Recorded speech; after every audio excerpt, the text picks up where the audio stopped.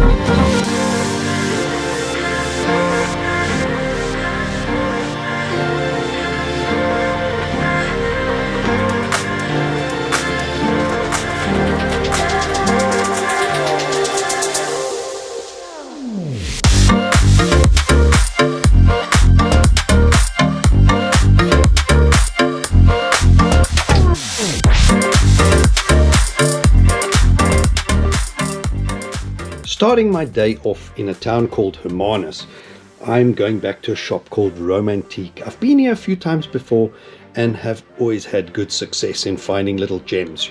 You definitely have to keep your eyes open and search a little bit. And as the sign says, they don't just have antiques, they have collectibles and memorabilia for us petrol heads. Going inside, immediately on the ceiling you can see an old vintage pedal car, an old fire engine. That is stunning piece. And here in front of me, that pole are 2 speakers from the old drive-ins. Cabinets filled with models from all scales, 1 to 43, 1 to 18. Here the first cabinet, Corgi, Dinkies, German Herpers, all the interesting toys. You have to keep your eyes open. It's like Aladdin's cave to find the gems. Everything from farm implement, tractors, planes, trucks, cars, motorcycles, old models, new models. You definitely have to know what you're looking for and search a little bit. Here, this glass cabinet on my right. At the bottom, the metal toys. These are vintages from the 20s and 40s. Older racing cars, single-seater, cigar cars. Fantastic stuff.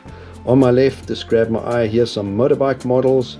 And here this shelf has the BMWs with sidecar from the 50s, R25s. This corner dedicated to the Coca-Cola fanatics. Some replicas, also original vintage pieces. You got to know what you're looking for, but really interesting shop. Here, look at this shelf. It's the bumper of a car. Outside here you can see some old Petrol pumps, not that old. I'm looking for the older stuff. These definitely need restoration. Some enamel signs on the walls. Here are some wooden crates, really weathered. Outside looks like it's a workbench. Don't know.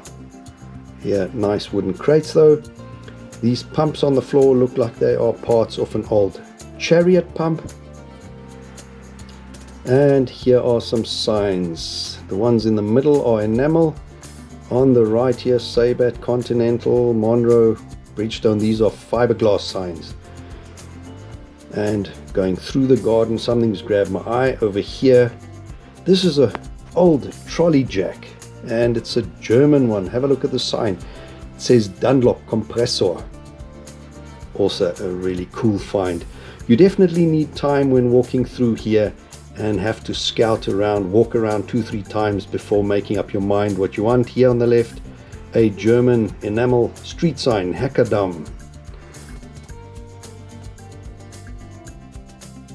Here's something really cool that I look out for. A wooden crate, but have a look at this. Inhoud, Mobil Oil, Motorolie Maatskappy. It's an Afrikaans, unique to South Africa. A wooden crate with Afrikaans print on it, always special to me. And here are some more Afrikaans wooden crates. And in this shed, this must be petrol-head heaven. Have a look at these old cans. Here you have glass bottles, how the oil used to in the old days be supplied. Then you have the cans in the background after the glass bottles. There you have some replica thermometers with branding on it, some badging of cars and different manufacturer makes, models. Here you have some old tools, old cans on top again. Here you have the Pegasus mobile cans, Castrol cans, some not so old, some really old. Here you've even got old spark plugs and tools going down. Always something nice in between. Here's some more cans on top, some crates. You really need your time to find the gems in between. Here's a square one. That is a really vintage one. And down at the bottom, that is the Track grease can. Tractors with the old quagga on it. Also a rare find. Here you have a towel dispenser like they had in the old days. And some more crates up there. I think that's mobile. A lot of tools. And here you have the old parking meter like you used to put in the 10 and 20 cents for parking. That's a bit seized up, definitely needs attention as well. I have one of those in my collection working. And going through here, there are some hand pumps like you have for the 200-liter drums to pump it out with some hubcaps. Here are some more enamel signs, bromfiets Afrikaans again, autocycles, that's motorcycle, bromfiets in Afrikaans. Some enamel signs here, that is, what is that, 7,000 Rand, that's about 380 US dollars. And all these things on the tables. Here is that handheld pump to pump out of those 200-liter drums.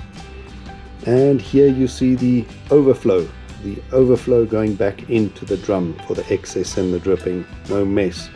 Here's some number plates, some old tools, and here you have some polishes and greases and oils, all old stuff in between, even flux for brazing and welding. But definitely this shed will have something in it for me. I just have to spend some more time. One of those cans or oil bottles will go home with me. Here, walking in the town of Kalk Bay, and stunning old town, and always fantastic places here, fantastic shops, antique shops, just walking the streets, enjoying the sights, having an ice cream.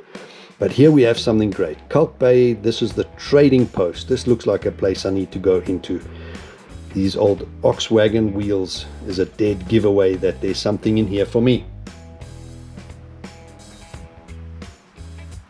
Yes, true to form, here we have the old metal toys, metal cans, oil cans, grease cans, and some old lights and measuring equipment. Fantastic stuff. Stunning towns, and really walking around in the streets, having an ice cream. Always remember to take some time out and enjoy the sights of the Western Cape. Here are some of the spoils we picked up on this picking tour. Now with every picking tour we pick up more and more stuff, so sooner or later I'm going to have a museum full of memorabilia telling the stories through the decades, how things have changed, how oil was delivered in glass bottles and cans later.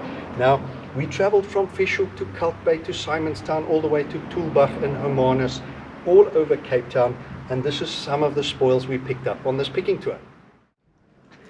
Just having a look in more detail what we picked up, here we have an enamel sign, a street sign, and it's actually in German, Schweigerweg, and there were a lot of Germans that came to South Africa in the early days.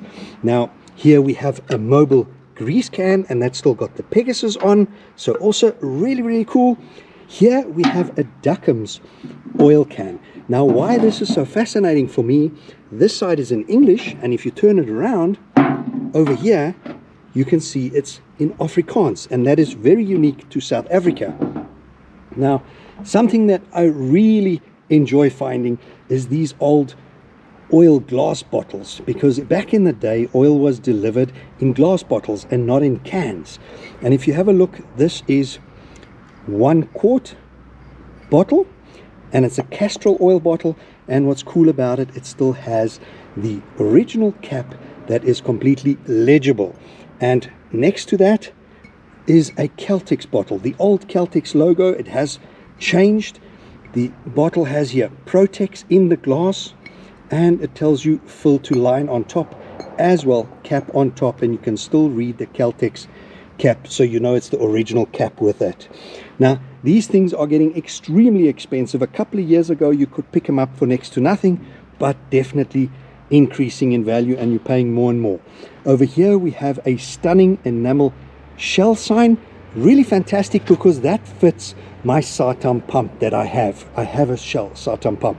Now this big sign of for Shell, it actually is from the top of a pylon, and it's the next generation. The original ones were enamel signs, and then later came these three-dimensional press molded perspex signs, illuminated from the inside, but today they're just flat with vinyl application. So this is also a really cool find, because these are becoming rarer and rarer out here in South Africa. So fantastic find for this tour. Let's wait for the next trip.